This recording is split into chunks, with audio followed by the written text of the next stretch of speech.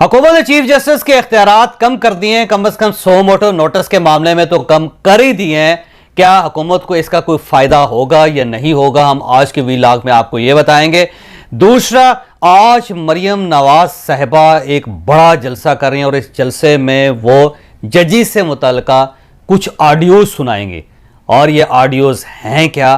और क्या ये ऑडियोज आसानी से हजम हो सकेंगे, हम आज के वीलॉग में आपको ये भी बताएंगे।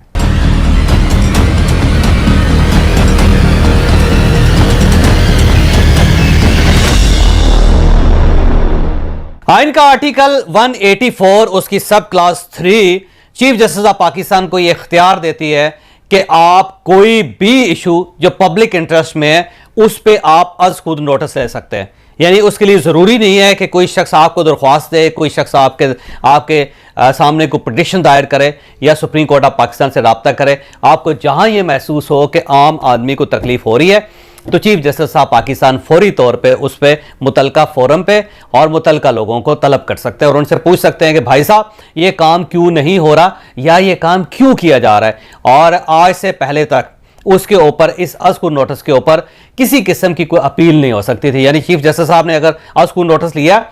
तो उनका फैसला हतमी होता था, उस फैसले को चैलेंज नहीं किया जा सकता था। और इससे पहले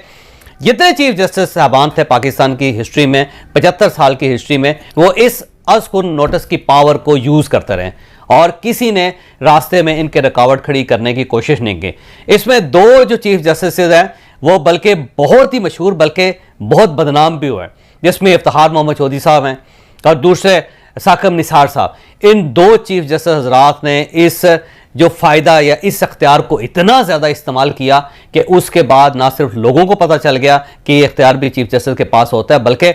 एक वक्त तो ऐसा आया कि पूरी जो सरकारी मशीनरी है वो मफलूज होकर रह गए। आपको याद होगा कि इफ्तिखार मोहम्मद चौधरी साहब रोज़ ही कोई ना कोई सो मोटर ले लेते थे और सो मोटर लेने के बाद वो तमाम मुतल्लिका अफसरों को अपने दफ्तर में बुला लेते थे, चैम्बर में, और बाज़ औक़ात वो अदालत में बुला लेते थे। और जब उनका सो मोटो होता था तो पूरी ब्यूरोक्रेसी लरजना शुरू कर देती थी, क्योंकि इफ्तिखार मोहम्मद चौधरी साहब बेइज्जती बहुत करते थे सबकी।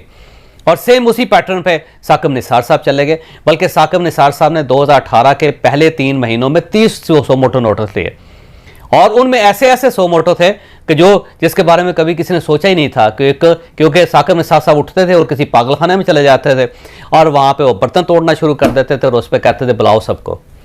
वो एक बार लाहौर में एक, आपको पता होगा, प्राइवेट हॉस्पिटल है महमूद भट्टी का, वहाँ चले गए और उसके बाद महमूद भट्टी को तलब कर लिया और कहा कि तू किस किस्म के कपड़े पहन के फिर रहा, और कहा कि FIA को ले लो, इसका पासपोर्ट ले लो,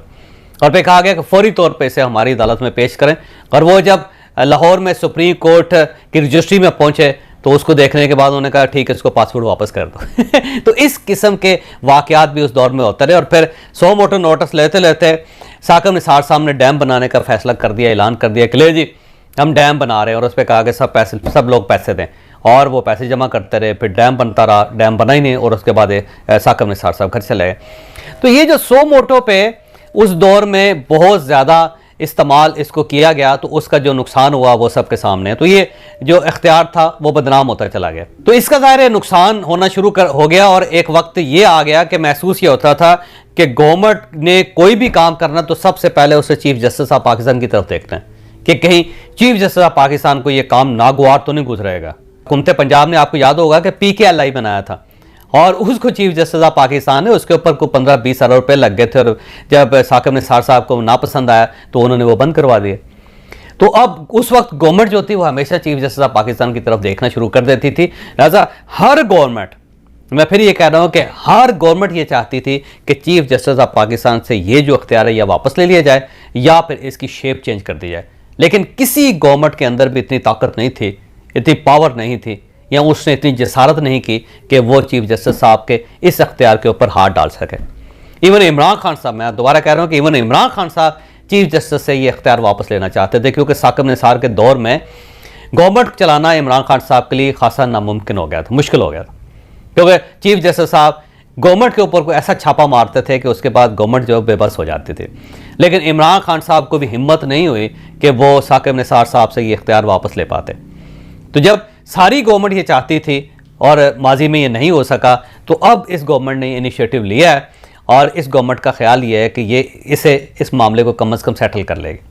अब ये जो बिल आया है, इस बिल की कुछ चीज़ें मैं आपके सामने पेश करता जाता हूँ कि इस बिल के मुताबिक चीफ जस्टिस ऑफ पाकिस्तान को जो आइन अख्तियार देता है 184 सब क्लास 3, उसके मुताबिक अब चीफ जस्टिस ऑफ पाकिस्तान आज खुद नोटिस नहीं ले सकेंगे, बल्कि अगर वो किसी इशू पे नोटिस लेना चाहें तो एक 3 रुकनी कमेटी होगी जिसमें 3 सीनियर मोस्ट जजेस होंगे, जिसमें चीफ जस्टिस साहब होंगे, उसके बाद दूसरे जज होंगे, फिर तीसरे जज होंगे। ये 3 जजों की कमेटी जो फैसला करेगी क्या इस पर आज खुद नोटिस होता है या नहीं होता, और कमेटी इजाज़त देगी तो फिर ही चीफ जस्टिस साहब इस पर आज खुद नोटिस ले सकेंगे, और अगर कमेटी कायल नहीं होगी तो chief justice of Pakistan suo motu notice नहीं ले सकेंगे। अब अगर ये कानून बन जाता है तो आप ज़हन में रखें कि 3 सीनियर मोस्ट जजेस हैं इस सुप्रीम कोर्ट ऑफ पाकिस्तान में। पहले नंबर पे जस्टिस उमर अताब बंदियाल साहब जो चीफ जस्टिस है वो आते हैं, दूसरे नंबर पर काजी फाइज इसर साहब आते हैं, तीसरे नंबर पर सरदार तारक मसूद आते हैं। और ये सरदार तारक मसूद साहब और काजी फाइज इसर साहब ये वो 2 जजेस हैं जिनकी उमर अताब बंदियाल साहब के साथ बनती नहीं है, ये उनके मुखालिफ ग्रुप में, और इसीलिए चीफ जस्टिस ऑफ पाकिस्तान इनको किसी हाई प्रोफाइल केस में बेंच का हिस्सा नहीं बनाते। और अब जब ये कानून बन जाएगा तो डेफिनेटली उमर अताब बंदियाल साहब को इन दोनों को भी अपने एतमाद में लेना पड़ेगा, और ये दोनों ज़ाहिर है हर किस्म के मामले में जहाँ पे उन्हें महसूस होगा कि चीफ जस्टिस साहब टिल्ट कर रहे हैं इमरान खान साहब की तरफ या उनका कोई पर्सनल इंटरेस्ट है, तो ये दोनों सारे वीटो कर देंगे और फिर आज को नोटिस नहीं हो सकेगा। इसी जो कानून की तब्दीली है उसके अंदर जो दूसरी क्लाज है वो ये है कि अज खुद नोटिस के फैसले पर अपील की जा सकेगी। ये याद रखें कि इससे पहले इसके ऊपर अपील नहीं की जा सकती थी, वो फैसला हतमी होता था और उसे हर सूरत इंप्लीमेंट किया जाता था। लेकिन इस बार हुकूमत की जो तब्दीली है, जो हुकूमत ने इस कानून के अंदर तब्दीली की है, अब इसके ऊपर एक नज़रसानी दरख्वास्त की जा सकेगी और वो 30 दिन के अंदर अंदर नज़रसानी दरख्वास्त की जा सकेगी और सुप्रीम कोर्ट ऑफ पाकिस्तान पाबंद होगी कि 14 दिन के अंदर अंदर उस दरख्वास्त को इंटरटेन करे, उसको काबिल समाअत बनाए। तो ये एक मेजर तब्दीली है। मैं पहले कह रहा हूँ कि ये तब्दीली इससे पहले भी लोग करना चाहते थे, सारी गवर्नमेंट्स करना चाहती थी, लेकिन उनके अंदर हिम्मत नहीं थी। अब इस हुकूमत ने हिम्मत कर ली है। अब हिम्मत की वजह यही हो सकती है कि रियासत ने उनको सपोर्ट किया, इस्टेब्लिशमेंट ने उनको सपोर्ट किया कि आपको ये काम करना चाहिए, और उसके बाद ये शेर बन के सामने खड़े हो गए। अब ये कर रहे हैं और ज़ाहिर ये हो भी जाएगा। और यहाँ पर मैं आपको ये भी बताऊँ कि इसमें जो एक रुकावट सबसे बड़ी डाली जाएगी वो सदर साहब की तरफ से डाली जाएगी कि जो ही कौमी असम्बली इस कानून को पास करेगी तो उसके बाद सदर साहब के पास जाएगा और सदर साहब इसको 14 दिन के लिए होल्ड कर लें। सदर साहब इसकी इजाज़त नहीं देंगे और उसके बाद गवर्नमेंट को एक जॉइंट सेशन बुलाना पड़ेगा, जो इस वक्त कॉल किया हुआ बुलाया चल रहा है, और उसमें ले जाना पड़ेगा गवर्नमेंट को, और वहाँ पर PTI के सेनेटर्स ठीक ठाक मुखालफत करेंगे इस बिल के। आप देखिएगा कि उस दिन कापियां फाड़ी जाएंगी, उस दिन बहुत शोर होगा, और उसके बाद भी जब ये दोबारा जाएगा तो सदर साहब फिर इसमें रुकावट डालने की कोशिश करेंगे। 10 दिन फिर वो इसको पोस्टपोन करेंगे, रोकेंगे, लेकिन अल्टीमेटली ज़ाहिर इसके बाद ये बिल फाइनल हो जाएगा, फिर ये कानून बन जाएगा। लेकिन जब कानून बनेगा तो उसके बाद भी गवर्नमेंट को जो साबिक फैसले हैं उस पर ये बिल सपोर्ट नहीं कर सकेगा गवर्नमेंट को किसी किस्म के, क्योंकि अब दुनिया में रवायत यही है कि जो पहले गुजर गया होता है उसको आप तब्दील नहीं कर सकते हो। इवन एक मुहावरा है कि even God can not change your past, कि वो आपका जो माजी है उसको नहीं बदल सकता, तो माजी पे असरअंदाज नहीं हो सकेगा। लेकिन फ्यूचर में जो उमर अताब बंदियाल साहब हैं, मौजूद चीफ जस्टिस ऑफ पाकिस्तान, वो इस जो फैसिलिटी है उसको इंजॉय नहीं कर सकेंगे। फिर उन्हें दूसरे 2 जजेस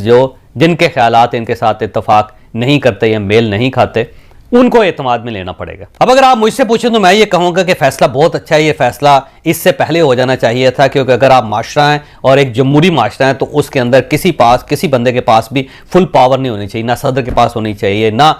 आर्मी चीफ के पास होनी चाहिए, ना चीफ जस्टिस ऑफ पाकिस्तान के पास होनी चाहिए, ना ही प्राइम मिनिस्टर के पास होनी चाहिए। पावर डाइल्यूट होनी चाहिए, यानी सब मिल के कोई फैसला करें तो उस फैसले के ऊपर अमल दरामद होना चाहिए, बजाय इसके कि आप कोई शख्स एक उठे और उसके दिमाग में जो कुछ आ जाए वो अचानक ऐलान करे और उसके बाद सब कुछ हो जाए। ऐसा मुमकिन नहीं होना चाहिए और ना ही ऐसा जमहूरी माशरों में मुमकिन होता है।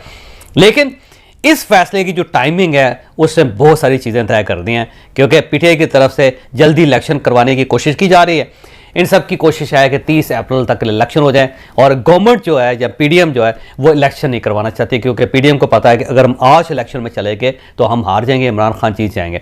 तो इशू जो है वो बेसिकली नीयत का है, वो काम का नहीं है। काम अच्छा है, ठीक ही है, लेकिन जो इसके लिए जो टाइमिंग मुंतखब की गई है और जो इसकी नीयत है वो ठीक नहीं है, क्योंकि ये इलेक्शन से बचने के लिए किया जा रहा है। और अगर ये इलेक्शन का इशू ना होता तो आप देखते कि ये गवर्नमेंट भी ये काम ना करते, ये भी चुप करके माजी की गवर्नमेंट्स की तरह कंबल ओढ़ के लेटे रहते, क्योंकि माजी में जो बड़े बड़े सो मोटो लिए उसके बहुत नुकसान हुए हैं पाकिस्तान को, लेकिन पाकिस्तान के नुकसान को कौन पूछता है।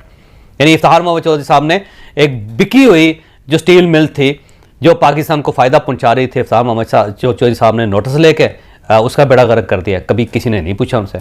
रेकोडिक का जो इशू था आप देख लें, पाकिस्तान को $6 बिलियन का जुर्माना हो गया था, बड़ी मुश्किल से पाकिस्तान बचा उससे,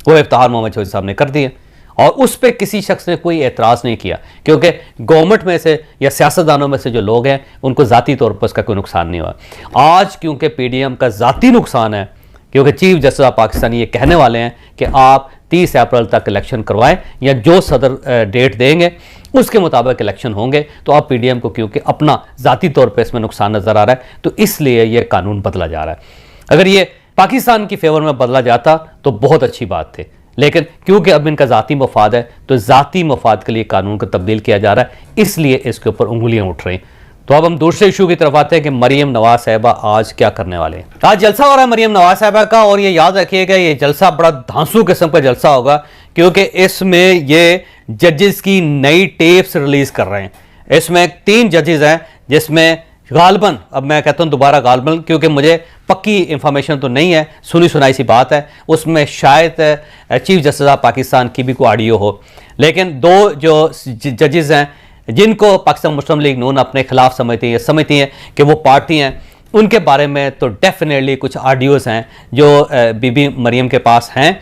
और अब वो उसे पब्लिक करने वाली हैं। और ये जो ऑडियोज़ हैं बड़ी खौफनाक, जब ये खुलेंगी तो मेरा ख्याल एक नया पंडोरा बॉक्स खुल जाएगा और उसके बाद जजेस जो हैं वो सब एक दूसरे की तरफ देखेंगे